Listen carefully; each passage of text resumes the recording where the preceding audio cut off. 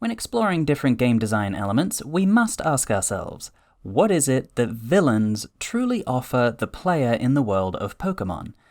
And how do we not mess that up?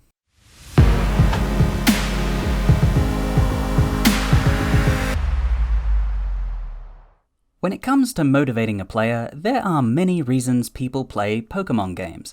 You can see that based on the numerous ways they play them.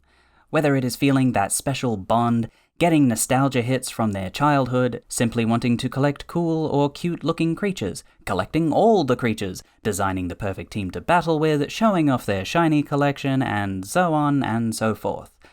However, all these goals have another motivation alongside them, a few antagonistic forces to butt heads with along the way.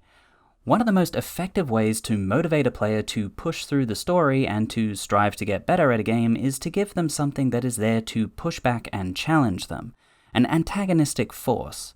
Having antagonists or villains in any story creates clear points of tension and helps develop that intrinsic desire to be better, do better, and succeed. For clarity, although antagonists include villains, rivals, and really any force that acts against you, I'm going to spend a few episodes focusing on just the concept of villains. For this episode, I'm going to run through some great practices in writing and in games for designing villains. For part 2, I'll be putting these principles into practice by writing my own team bad guys. Then, for the last part of my Villainous rants, I'll explore the concept of villains even further by asking what they can offer the world building and game mechanics of Pokemon. So, let's look at some defining traits. In the world of Pokemon, villains usually means a criminal organization ranging from eco-terrorists to teen hooligans. Villains don't really need to be criminals, and a reboot could explore that, but for simplicity, we'll just dive deep into the idea of the classic team bad guy criminal Pokemon villain. Now, one fairly logical note to make here: Pokemon games don't need to have a team bad guys in them in order for them to be a mainline Pokemon game. They need an antagonist, a villainous force, but not a uniform team. In recent times, Game Freak seems to be leaning away from the team being the real villains of the story. Team Skull just temporarily worked for the real big bad. Team Yell were just overly enthusiastic and somewhat toxic fans of rock and roll. And Scarlet and Violet's Team Star are just high school delinquents. So it might be a while before team bad guys are the real villains again, but there is another option here. When I first heard of Team Magma and Team Aqua all those years ago, I had a bit of reservation about it. To me, it seemed like it was making Team Rocket less unique and interesting. It went from being something quirkily amusing to a fashion trend of villainy. In my eyes, having a team of antagonists is not a concept that has to be married to Pokemon. For a reboot, I think a number of generations could go by without them being called a team. Then, if there ever was a new team of villains that arose, there could be interesting reasons why. I think it would have been cool if after many years of other villains since the first ones, Team Skull named themselves after Team Rocket so they could feel like dangerous people because, oh man, you remember them? Weren't they cool? I want to be like them. Going back to looking at the word villain, from a storytelling point of view, another defining trait is that a villain acts while a hero reacts. What I mean here is that commonly it's the villain that kicks off the inciting incident and start the story. They put the world in a state of unbalance and inspire the hero to fix it. It is important as a game developer to think of how we can make sure the player is as inspired as the hero is to stop the villains and fix the world. If we can do that, we'll have a much more compelling game than if the villains are forced on the player via blocked doorways. Just before I begin, it's probably worth mentioning why I wanted to talk about the antagonists of Pokemon. Villains contribute a lot to the world building in which they reside. Just by being there, they can tell us a lot about the laws, people, and culture that they come from. It is extremely important that they exist for reasons beyond just giving the player more people to fight. Even though, yes, that is kind of the whole point of them, it still has to make sense for why they even exist at all. What has to go wrong in this world in order for such villains to emerge, especially so for those of the criminally inclined? To give an in-game example, Team Skull is composed of teenagers that failed their coming-of-age trials, felt upset at the world for being unfair, and banded together to rebel. That's not just realistic, it's relatable. Who hasn't felt like a failure at some point? That being said though, as I voiced in the Legendaries video, there is a lot left to be desired from the generations where the fate of the universe was at risk. We certainly learned a lot about the Pokemon universe from those stories, but the villains themselves were rather forgettable, at least for me. With all this in mind, clearly there is a lot to offer here for the player and the world building, so let's dive in.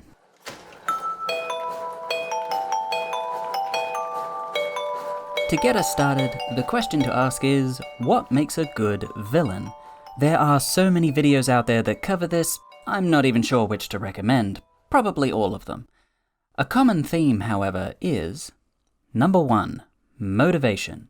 A clearly defined and thought out reason for why these people are doing what they are doing.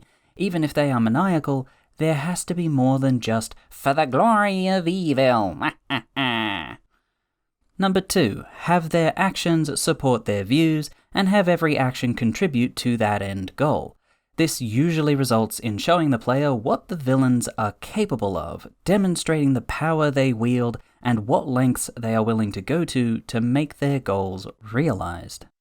Whether it is done through their own direct actions or done through their henchmen, it helps to show the audience why they are bad and not simply be told over and over again that they are, in fact, bad. Number 3, give them a soul. Have them show personality and a story arc. Everybody comes from somewhere. They all have a history that got them to where they are. You don't have to show that history, but there should be lots of evidence of it. Perhaps the best evidence could be how they continue to develop as a person as the events unfold. An important note here is that this criteria applies to any well-written character, from the background NPC to the main characters. Surprisingly, villains are characters too. Giving them a consistent characterization beyond being told that they're evil means that they'll have much more to offer the player in their role as a villain. I've said this a few times throughout my series, and I'll say it again. In order for your world to feel truly lived in, you have to give it a history. Villains don't just appear out of thin air the moment the player first encounter them. There were steps that were taken to get to where they are now. There are reasons they are the way they are now. Build that history, and then, even if the players don't get to know it all, have that history continue into the story. Having to fight people just because they are quote-unquote evil is not good enough. If I don't find them engaging on some level, then the only difference between them and any regular trainer is that villains come with annoying cutscenes.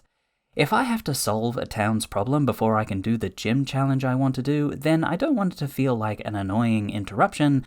I want to feel motivated because I am personally invested in stopping them. How do we get the audience more invested in the story?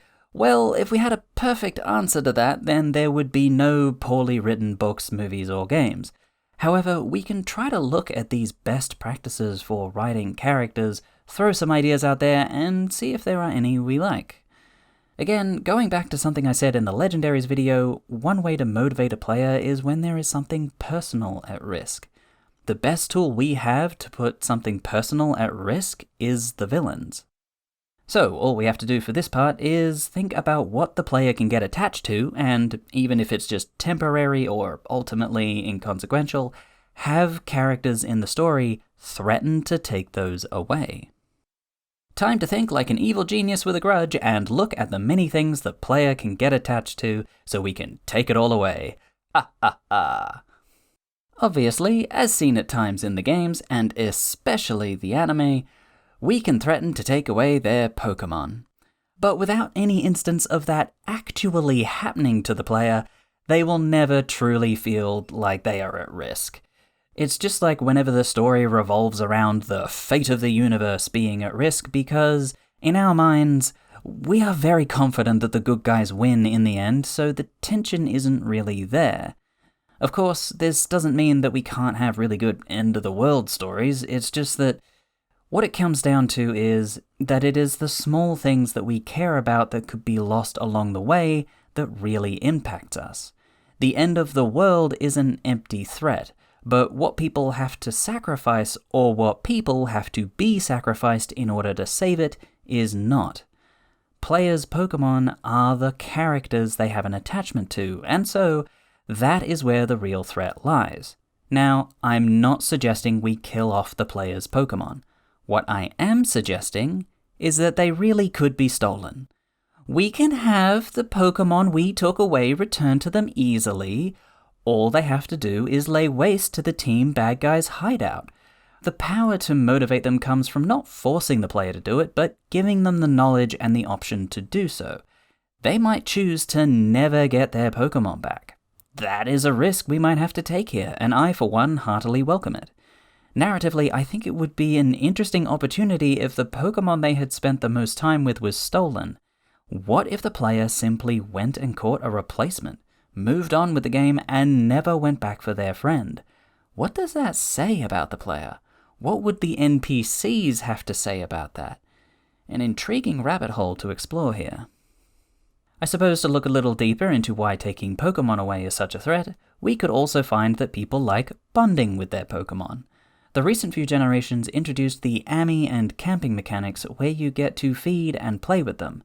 One quick idea here is, the reason I destroyed the Team Misery radio tower is because their sadness broadcast was making my Wooloo cry. The player also has a number of quality of life gadgets they have sitting in their pockets. Firstly, the Pokédex would be something sorely missed, and if we have the Pokemon University narrative that I brought up in one of my early videos, then bad guys wanting to hack into it is a likely scenario. How irksome it would be for the player to discover a new Pokemon, but not have it recorded because they haven't done that side quest yet. Don't think the Pokédex would be so sorely missed? Legends Arceus spoiler alert warning. Once you get far enough into the story, you get kicked out of Galaxy Team and lose your Pokédex. How quickly do you think players work to get it back, eh? Next, we see that the player has a backpack that holds all their items. Although I would never recommend taking that away from them, it's what holds the main mechanic of the game, Pokeballs for catching. It's too important to take away. However, there are some things inside that backpack we could take away. TMs, the technical machines to teach Pokemon moves, potions, berries. What about the badges? How far would you go to get them back? High-level Pokemon probably still listen to you. You got the job done after all. But to have those shiny pins taken might be a point of pride for the player. The storage box, where the Pokemon go when you can't take them with you. Now, this would be interesting to have the villains take control of. Deposit all you want, but there's no withdrawals allowed. You might even have to fight your own Pokemon before you can get them back. I think it would be cool if, the more they liked you, the less they would listen to the thieving grunt's instructions. Now, just for the sake of argument, we could threaten to erase their save file at some point. Probably if, during the narrative, the universe gets destroyed. But outside of a Nuzlocke challenge, Pokemon is not a roguelike, so I wouldn't recommend this option either. Plus, save file manipulation mechanics are much better for short games instead of ones that go for dozens of hours like Pokemon can. Losing a save file in a short game means losing a few hours of playtime, but in Pokemon it could mean losing a few days or weeks. Lastly, the player can get attached to the characters surrounding them, and sure enough, Game Freak has certainly made many attempts over the years to do just that with the professors, rivals, and gym leaders they have introduced. Obviously, we can't threaten to kill them off in a Pokemon game, but everybody has their own goals in life, and we can threaten those. It is through their goals that these people can be hurt, exploited, or have them lose compassion for others. Exploiting these goals means that they can be persuaded to join the dark side. One of the biggest motivations for deciding to adopt questionable morals is fear. Fear of not accomplishing their dreams or full potential in life, fear of losing those they care about, fear that one cannot afford to protect oneself, fear of losing control, etc. The resources at the villain's disposal could tempt those we care about. We could get some interesting insight about Team Bad Guys from our rival who joined them at the promise of help with becoming a champion. Additionally, although I think it is fine to witness a character go through a story arc regardless of player actions, I think this concept of a character going bad or having something bad happen to them is most impactful when the player has influence over them. Pick the wrong dialogue option and the consequences could be irreversible. I'll bring this up again in a future episode. Alright, that is enough of playing devil's advocate for now. After all, we are not begrudging criminals, we are fun game designers. Implementing these like an evil genius would not be an engaging experience for the player. We have to be careful about how we use these ideas. Let's say that they progress in the story and suddenly they no longer have potions available. That would be terrible.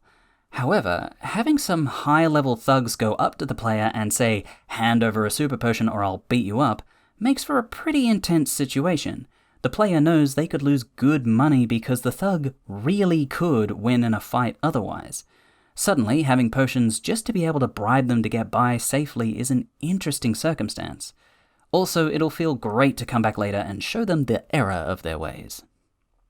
My main point here is that there are plenty of ways to have our villains antagonize our players, but to narrow down exactly which of these antagonistic actions our villains take, we now have to ask, what would inspire our villains to do such actions? When coming up with a villain, how do we choose their goals? What drives them forward? Beyond fear, we have a lust for power, jealousy, revenge, or even believing they are doing the right thing. The possibilities are endless, so how do we focus? Let's bring back the question from the start of the video. What can villains offer the player in the world of Pokemon? I think a good approach to designing a solid villain would be to explore what message we want to convey to the player in any particular game. What do we want them to learn from the villain? Do we want them to learn something about themselves, about the darker aspect of human nature, about why we wish to connect with these creatures called Pokemon? Having both villains and rivals in one game actually yields the opportunity to explore more than one concept at a time, and even how they could be intertwined in interesting ways. Well, now that I think about it, I guess it's time that we compare some Pokemon villains to our criteria. This is going to be a bit unfair. I'm going to take what Game Freak has done and compare it to high standards. But we are here to learn, and sometimes you just have to look at the past and see what has worked, what has not, and why. To quickly refresh, what are their motivations? Do their actions support their goal? Do they have a soul and a story arc? As a bonus, I'm going to ask, what could the player learn from them? Just to make sure that there was something of value to be taken from your time spent going through their story, and hopefully it highlights something that perhaps Game Freak was actually trying to teach the player through these villains. Let's start with Team Galactic. So, spoilers, for what it's worth, about all the games I'm about to go through. Number 1, do they have a motive? Technically yes, but since it's hidden for almost the whole game, I'm going to give it a no. You don't find out that motive until the final battle with the leader, and you encounter a number of grunts that comment about how they don't even know what the end goal is. Just that they need lots of Pokemon harvesting energy, and that their leader will somehow end up the ruler of the land by the end. So until the final battle, Team Galactic appears to have no motive. The goal of their leader, Cyrus, turns out to be destroying the world and rebuilding it so that he can be its ruler. The motive for which is because he doesn't like the way it is now and finds it deplorable. We don't get much about how he came to that conclusion, but there you have it. I'm curious as to how his subordinates would feel about that goal and whether they would keep supporting him upon learning. I'm definitely curious as to how he even got a following in the first place. He doesn't seem all that charismatic to pull that kind of influence, but I'm getting ahead of myself. Number 2, do their actions support their goal? Again, I'm going to give this a no. They do indeed manage to capture the 3 Lake Guardian legendaries they need in order to summon the main legendary they are after. Giving credit where it is due, they do show the player what lengths they are willing to go to when they bombed a lake into a crater. However, when the player storms the castle, Cyrus just gives the player a Master Ball, the very thing he needs to capture the legendary he is after. He also tells the player where they can find the 3 Lake Guardians he captured so they are free to release them. In return, the Lake Guardians helped the player foil the villain's plot, so that proved very unfruitful for him. Number 3, do they have a soul and a story arc? Nope. We don't know where he came from or how he got the way he is now. In the end, Cyrus promises that he will one day be the ruler of the land and then disappears. Neither he nor any of his henchmen seem to really learn anything or develop in any way. Finally, what could the player learn from them? If you self-sabotage, then you'll never achieve your goal of world domination. Cyrus went on a few rambles about how he got rid of his emotions, but I think somehow he lost logic in the process. I'm sure some people will let me know in the comments what they got out of it that I clumsily missed. Alright, I feel a little bad for picking on that one, so let's run through the checklist again for a Pokemon villain that does much better. Team Rocket. Number 1. Do they have a motive? Yes. Money and power. Wherever there was something that could bring their organization a strong revenue, there they were. Running a casino, excavating rare Pokemon fossils, which, if successful, they may have tried to revive later, not sure. Perhaps trying to capture ghost Pokemon, and taking over the Self Company building for business reasons. Number 2. Do their actions support their goal?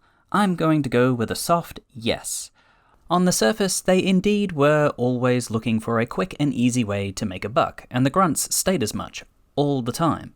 So there is your answer right there. Now, if you look deeper, which I don't think was actually intended on the developer's part, there is a good theory that Giovanni, the Rocket leader, was going after Mewtwo. Since Silphco had developed the Master Ball, he probably wanted exclusive production rights, and everybody knows that Cerulean Cave is filled with powerful Pokemon. There are other bits of evidence, but you can find them on another video in a different channel. Number 3. Do they have a soul and a story arc? Cartoonishly so, but yes. Giovanni does change his tune by the end, disbanding Team Rocket and swearing to dedicate himself to the study of Pokemon. It's laughably basic, but it brings solid closure to that storyline. Finally, what could the player learn from them? I don't know what other people got out of it, but when I was a child, I learned that adults can do horrible things to innocent creatures and people just because they want more money, which is not how the world should be.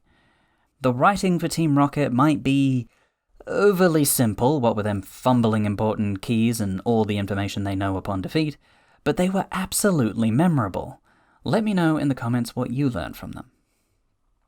I'll do one more run through with villains I thought had some pretty interesting twists and turns. The Aether Foundation from Sun and Moon. Not the Ultra remakes, I just want to keep things short and sweet here. Number 1. Do they have a motive? This is a bit of a tricky one to answer. I'm going to say yes, but it really could have done with a whole extra level. Lusamine, the president of the company, wants to open wormholes and let Ultra Beasts pour through. She is also kinda excited for the destruction they will bring. However, we don't really get an explanation for what bringing them into the Pokemon world even accomplishes for her, beyond just, she thinks they're awesome, and maybe that is enough? She is clearly an unstable person, what with her goals and horrendous treatment of her own children, who has developed a fixation on these rare and powerful beasts. She seems to be perfectly happy to just live in their home dimension, and I think it would have been perfectly fine to just leave her there. Number 2. Do their actions support their goal? Yes. She utilizes her company resources and even enlists the help of the rejected youths of society, Team Skull, to do her bidding. Considering that she actually manages to succeed at her plans, we really got to see the lengths she was willing to go to achieve this. Number 3. Do they have a soul and a story arc? Well, I don't know about a soul, but she shows enough personality. Her story arc is more just a spiraling descent into madness over the course of the story, and maybe some semblance of sanity right at the end. I am aware that Gladion does speculate on how her fixation began with her husband disappearing during his research on Ultra Beasts, but that is a bit of a mess. What could the player learn from them? I don't think there is much to be gleaned from Lusamine herself, but instead from her relationship with her children. Lily and Gladion both witnessed their mother torturing Pokemon for the sake of science, and both stole those Pokemon because that was what felt like the right thing to do. Even when they knew it was going to cost them their relationship with their mother, they took that initiative, and that is a sacrifice that people have to make sometimes. Alrighty, let's wrap this video up here. When looking at a reboot, I would hope that the world and people are fleshed out enough so that when villains do inevitably appear, it is understandable why they are the way they are. For it to make sense that the group of people doing harm to others, although misguided, are doing those things with a purpose that most anyone under the right conditions might fall prey to. That those conditions exist and need to be addressed. After all, no world is perfect, not even one filled with magical, amazing, beautiful monsters.